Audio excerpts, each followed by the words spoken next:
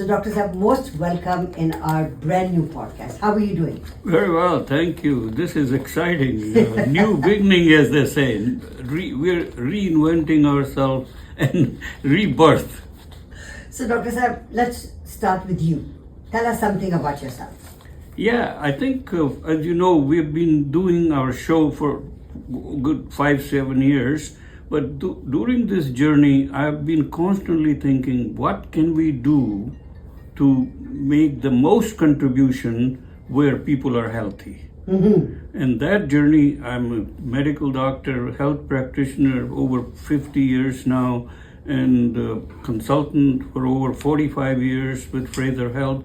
So all this has convinced me that we need to reach out to people. So this is what this podcast is about. In terms of introduction, I'm a medical doctor, a physician with a PhD in biochemistry and MD from University of British Columbia, fellowship from Royal College in biochemical medicine, and extensive experience at all levels of policy and process and practice. So I think you're the right person to start this podcast. I think so, because not only I have the experience and the expertise, but reason I'm most importantly right person for it, because I have a passion for it. Yes. It's coming at the right time of last 15 years of my journey, where I got engaged with the community. And I was shocked when I found out that our community has such a high preponderance of chronic diseases. Most people just laugh at it or just say, yeah, so what? As a matter of fact, in India, they were very proud that India is the capital of diabetes. To me, my passion was, this is not right. We have to do something about it. And so that's why I am the right person. Last 15 years of journey, we decided that we are going to do something and do it right in our backyard, Shushma ji. So first thing I want to share with our listeners and viewers is what we have done in 15 years, what we have put in place, that we are in a position to have this podcast. And we're going to call this podcast You. So what I want to say is, you and your health. Right. It's up to you. Yes. And it's still a gup shop, because you like to have very informal conversation, yes, though it's serious matter. Of course. So gup shop with seriousness. Yes. So gup shop between Shushma ji and Dr. G. Beautiful. I love that. So there is it, right? And then it's about empowering, yes, educating, and engaging for better health. So this is what this will be all about. And hopefully we'll do 4 or 5 episodes and reassess it, and then see where we go with that after that. So it's about health promotion, right, illness prevention, and chronic disease management, all lumped together with the emphasis on the person. And that is the difference we will be sharing, That's a very good point, because I think majority of us need to look after our own health first and foremost. Yeah, and I think what has happened is that somehow, as our healthcare system has grown, as our health availability have grown, people have kind of dependent that somebody else will take care. And this was a light bulb for me as I went into this journey. I said to myself, you cannot, and I repeat, we cannot lower the burden of chronic diseases. You cannot make society healthy because of others. It has to come from within. And we'll talk a lot about it, because it really is very exciting fusion of the best of the East and best of the West. So not only it's absolute science and evidence-based and incorporates all the science of modern medicine, right, of which we are a practitioner. But my journey has taken me into Indus Valley Vedic yogic science, right, and how that plays into health. And Shushma ji, right at the outset, I was surprised when I started to read about that and learn about it, how big emphasis on all that is Indus Valley Vedic yogic science is essentially being healthy. It's not a religion. No. And it's not a philosophy even. It really is a prescription Wow. to be healthy. And I said, wow, why can't we then incorporate that knowledge, which is now close to 10,000 years old, Yes. into this modern science Yes. and come out the best of the East and best of the West? So, Shushma ji, I'm very excited that this is going to be the podcast. Yes. And we will have, as I said, we could go into specific diseases, but most important is we'll talk about lifestyle. Yes. And the parameters and the variations and mix that with science. So we'll talk about those in different episodes. And then hopefully people can incorporate this pragmatic, practical, outcome focused. And it's not even advice. This is not a prescription. Right. That's done by a regular doctor. That's right. But what I want to do is share the excitement, the knowledge with people and have them kind of say, yes, I want to be healthy. Right. I want to do this. I can do it. I am healthy. So try to not only excite them, but try to make them aware. And this is where the word empowerment, which empowerment really is that you give power to somebody else. And that's what we want to do through these broadcasts. So I think as an introduction, it's fair to say that this will be a good experiment. We haven't done this before, and hopefully it will help. Even if one person able to be healthier, Right. it's all worth it. So let's look at where we live. Let's look at how we can divide that into portions which are for our so it's listeners. manageable Yes. and it's understandable and it's really knowledge translation. And I think at the outset, I should say, and I will repeat it many times, disclaimer, because I am still a licensed physician. Yes. And this is not practice of medicine. No. It's not a medical advice. No. It really is sharing knowledge translation, Right. taking the science of medicine which exists and put it into information so people themselves become more aware.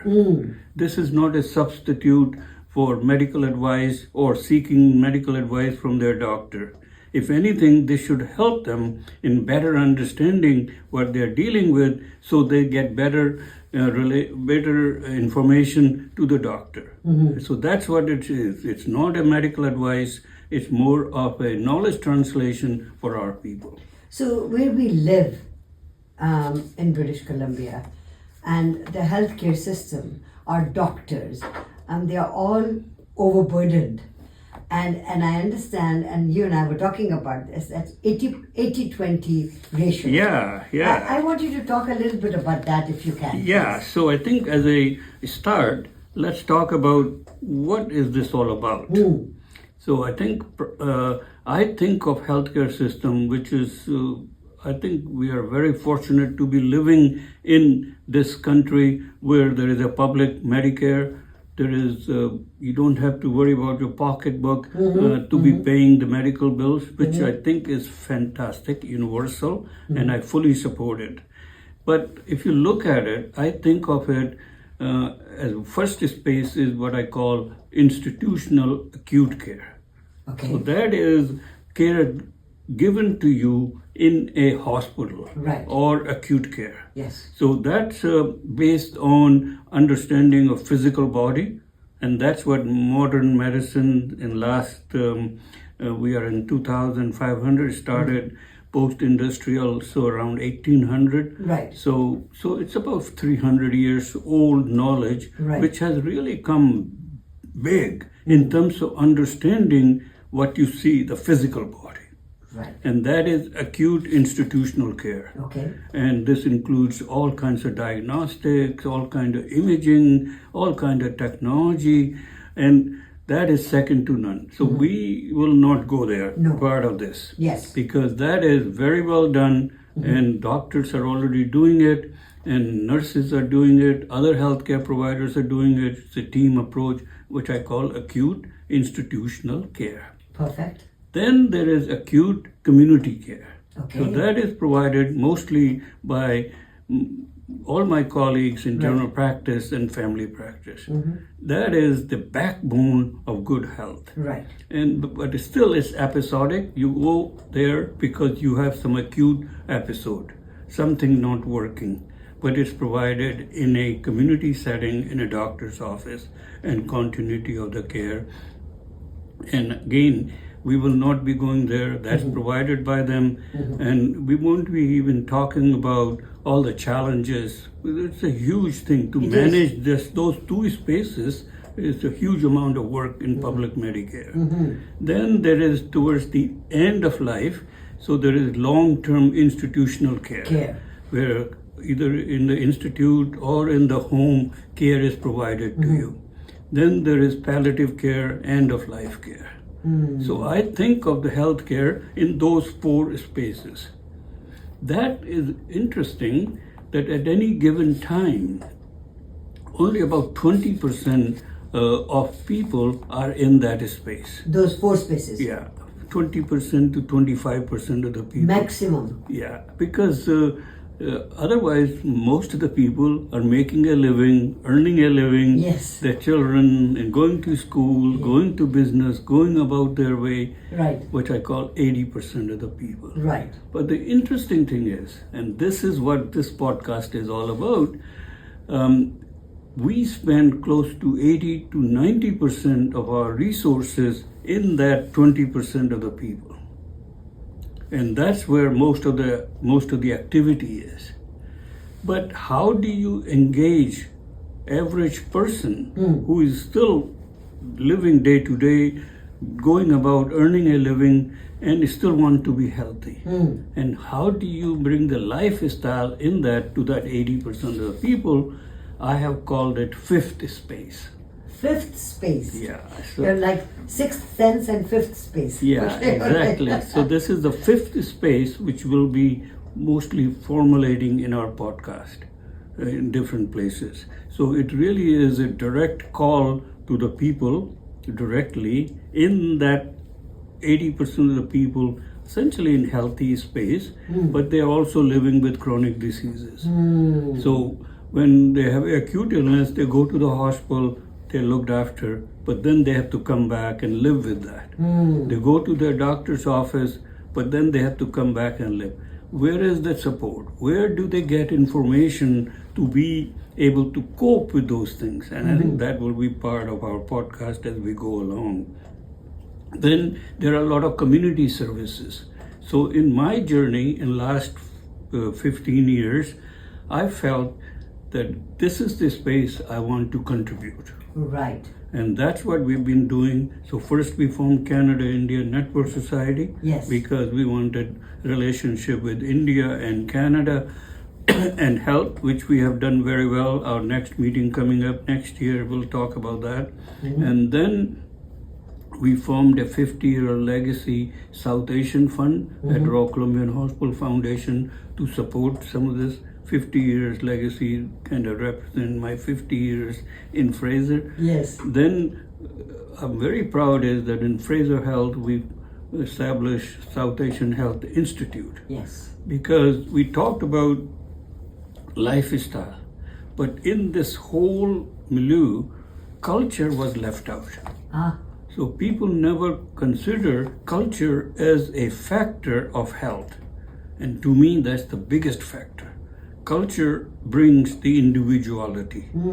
Understanding of the culture brings that understanding, I want to be healthy. And this is where we could learn a great amount from our First Nation people. Because if you look at their concept of health, it's all about wellness and it's all about culture. And if you look at Indus Valley Vedic yogic science, it's all about wellness and understanding of the person, so the culture. Doesn't matter what culture you come from, it's very individual. If you look at it, all the indigenous people of entire world are connected to nature. Yeah, absolutely. And we will bring that out because it's beautiful that their understanding of health is connected to Prakriti. The Right. Hindi word is Prakriti. That's right. And then go a little deeper, the 5 elements Yes. of water, air, and fire, and I think space. And So I think there are a lot of similarities. But what I have done in last 15 years is incorporate this to be healthy. So it's all about health. I don't want it to be philosophy or religion or abstract thinking. It's very practical, down to earth, how to be healthy and how to understand your health and then how to live it. And that's what our podcast will be all about. And this incorporates, you asked about my journey.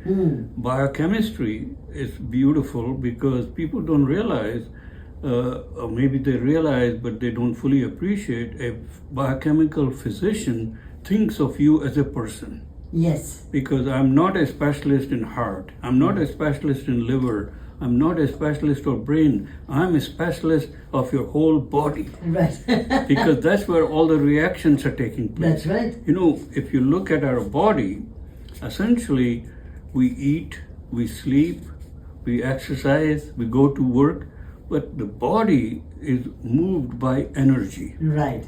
And that is called biological energy. And biochemistry really is how that biological energy is produced. Right. So I think I have incorporated all this in our thinking now. It's like a light bulb going in terms of. So I'm very excited to be able to share that with listeners of this great show and also viewers. And also we are doing conferences. So we are going in many different directions to carry this message. And the sole purpose of this is to build healthy society. What our motto of CINS is building healthy civil society. And we'll be doing that. So I think that's what we'll be doing in the podcast. To be focused, so first we talked about the spaces. Yes. And so we'll be only in 5th space. Right. So it'll be a direct translation, knowledge translation, empowering and educating the individual Right. and the community in their own health. Then to start out with, we'll have lifestyle event because lifestyle plays a major role in health promotion, illness prevention, and chronic disease management. So you go and see your doctor, you go in the hospital to look after the acute illness, inflammation, illness, infection, whatever. But then you have to live with that on a day-to-day basis. Right. And the 4 key elements of lifestyle rotates around food or Yes. nutrition Yes. or exercise or movement or emotions or stress. And most important, sleep to recharge. Yes. So those are the 4 elements we'll be talking in some detail each episode to empower individuals what that means and how using those they can then live a better life. Now, each one of them are important. What are you going to start with? When?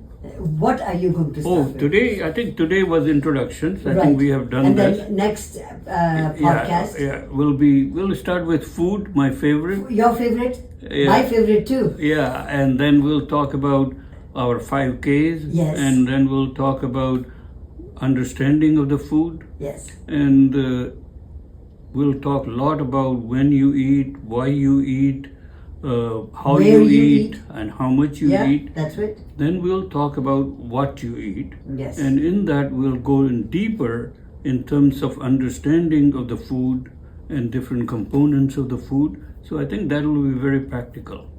Dr. Saab, this is a very good introduction to what we want to do. And I want to take this opportunity and thank you, first of all, to think about it and bring it to this very concise and understandable, format. Yeah. So that people can see it, listen to it, and also comment about it. Yeah, that was the most important thing is hopefully the medium we use, there will be enough input from people that does make sense, and how we could make it better so that it's more meaningful to them, because it's pre-recorded. So then I think there won't be any live questions, but hopefully in today's technology, they can set comments and things like that, then we could incorporate those. Thank you. Thank you.